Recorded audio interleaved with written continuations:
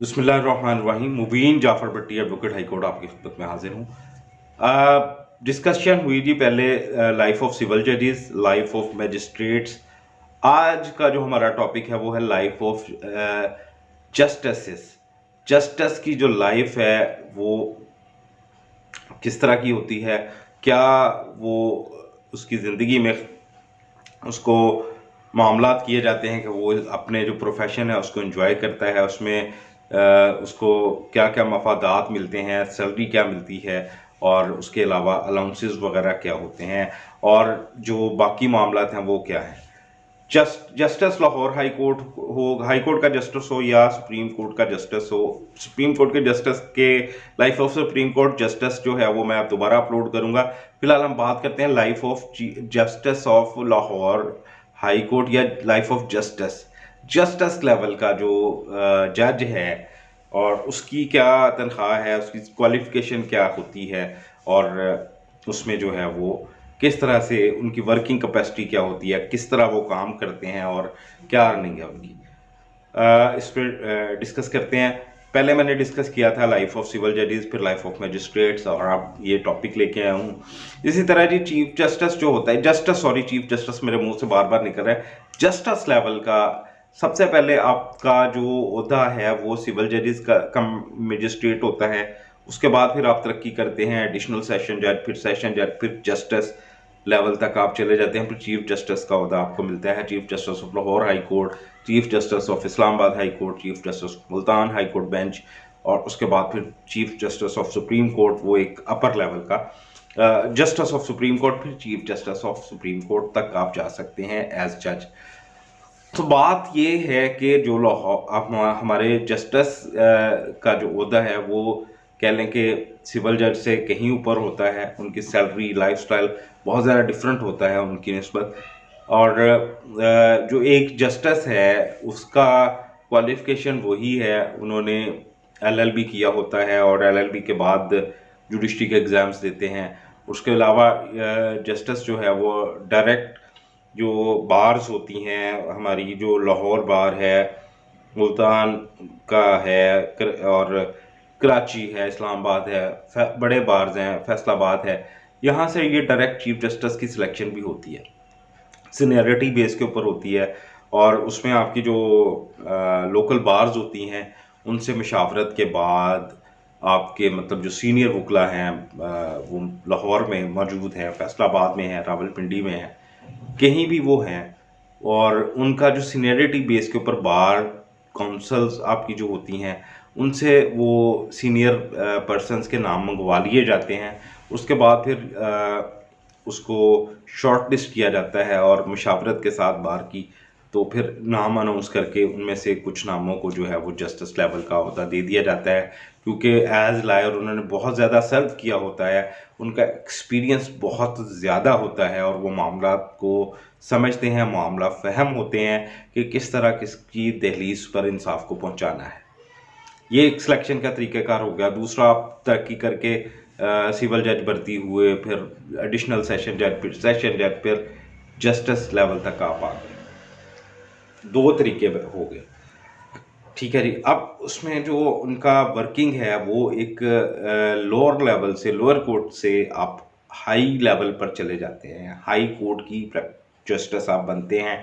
वहाँ पे मामलात जो होते हैं वो ट्रायल कोर्ट्स नहीं होते, लोअर कोर्ट जो हैं वो ट्रायल कोर्ट होते हैं, और जो अपर कोर्ट्स होते हैं वहाँ ट्रायल नहीं होता।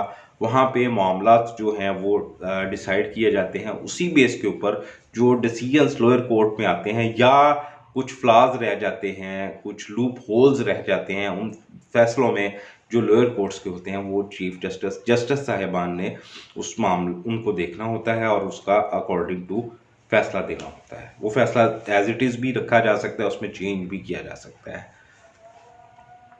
सैलरी की बात करते हैं जी, बहुत ही ज़्यादा हैंडसम सैलरी होती है जस्टिस की। और जस्टिस साहब जो हैं, एक मामला मुझे याद आ गया, लाहौर हाई कोर्ट में हमारे बहुत ही ज़्यादा सीनियर, 6 महीने पहले उनकी डेथ हुई है, AK डोगर साहब। बहुत ही रिस्पेक्टेबल, बहुत ही सीनियर, चलते फिरती एकेडमी थे वो, और बहुत ज़्यादा लोगों ने, मैंने उनसे ख़ास तौर पे बहुत कुछ सीखा है। उनकी जितनी हेयरिंग मैंने सुनी है उनसे बहुत लर्न किया है। बहुत ही बड़े आला पाए के वो वकील थे, अल्लाह ताला उनको गरीक रहमत करे। एक डोगर साहब एक अदालत में मौजूद थे, जस्टिस मुज़ाहर अली अकबर नकवी साहब की वो अदालत थी। तो मेरा भी एक केस वहाँ पे था और मैं वहाँ पे बैठा वेट कर रहा था। तो 9 बजे हाई कोर्ट का टाइम जो है वो स्टार्ट हो जाता है। एक डोगर साहब 8:55 पर अदालत में दाखिल हुए और अपनी सीट जो उनकी खाली थी उस पे आके बैठ गए। और जब जस्टिस मुज़ाहर अली अकबर नकवी साहब आए तो 9:07 या 8 मिनट का टाइम था।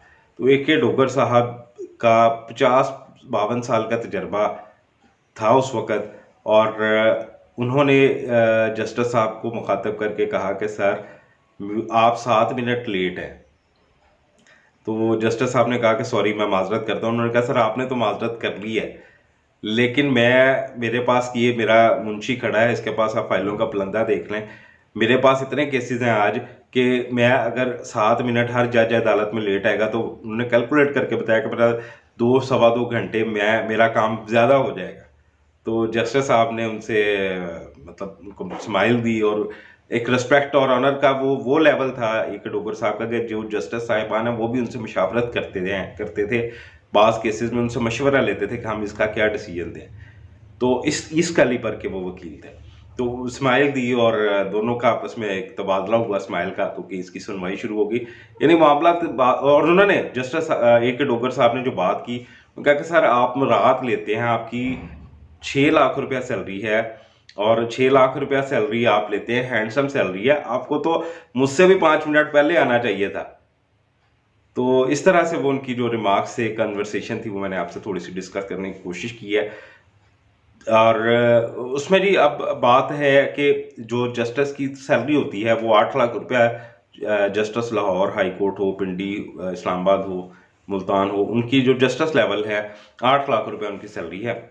और उस 8 लाख रुपए की सैलरी में उनको बावर्ची, उनको माली, उनको बहुत ज़बरदस्त किस्म की रहाइश और 2000 लीटर पेट्रोल, बिजली फ्री है और ये सारी मराहत उनको मिलती हैं। उसके अलावा अलाउंसेस होते हैं, सफ़र का अलाउंस होता है और पेट्रोल जैसे कि मैंने आपको बताया फ्री है, गाड़ी फ्री मिलती है और पुलिस के प्रोटोकॉल के डाला एक उनके साथ होता है 15 का, हर टाइम उनकी सिक्योरिटी के लिए उनके साथ रहना होता है। और उसके अलावा और बहुत सारी मराहत हैं, यानी एक हैंडसम सैलरी है। जैसा कि हम डिस्कस कर रहे थे कि सिविल जजेस की सैलरी कम है उनकी जॉब नेचर के हवाले से। काम बहुत कठिन है, मुश्किल है, इंसाफ फराहम करना पाकिस्तान जैसे मुल्क में बहुत मुश्किल काम होता है, लेकिन सैलरी बहुत अच्छी है। और क्योंकि हमारा जो प्राइम मिनिस्टर साहब हैं या प्रेसिडेंट हैं, उनकी सैलरी भी 3 लाख रुपया है और इनकी उस हिसाब से कई गुना ज़्यादा सैलरी है और एक अच्छा सैलरी पैकेज है। और 1 करोड़ रुपया सैलरी बनती, तकरीबन 96 लाख रुपया बनता है साल का। तो वो काम भी बड़े ज़ोरों शोर से और अच्छे करते हैं और उम्मीद है कि पाकिस्तानी अदलिया जो है वो इंसाफ पर मबनी फैसला जात जो है उसको जारी रखेगी और उससे अवाम को जो इंसाफ की फराहमी है वो बहुत अच्छी और आसान होगी और ये उन्हीं के हाथ में होता है। और आखिर पे एक बात यही कहूँगा कि इंसाफ फराहम करने वाले में कुरान पाक में अल्लाह ताला इरशाद फरमाता है कि वो अर्श बरी के नीचे होगा जो इंसाफ फराहम करेगा। अर्श बरी कोई आम अर्श नहीं है, कोई छत नहीं है, कोई आसमान आम आसमान नहीं है, बहुत ही खूबसूरत, क्या ही वो अर्श बरी क्या चीज़ होगी, उसका मतलब क्या कैलिबर होगा, क्या लेवल होगा। तो इंसाफ की फराहमी कोई भी जज अगर अपने ओहदे पे बैठा है उसको चाहिए कि वो किसी को खाते में ना लाए सिवाय इंसाफ के, तो हमारा मुल्क तरक्की कर जाएगा। आखिर पे कायदे आज़म का एक छोटा सा वाक़या आपके साथ अर्ज करना चाहूँगा। कायदे आज़म को किसी ने आकर बताया कि यार मैंने फ़लाँ केस में देखा है कि फ़लाँ अंग्रेज़ जज ने रिश्वत ली है।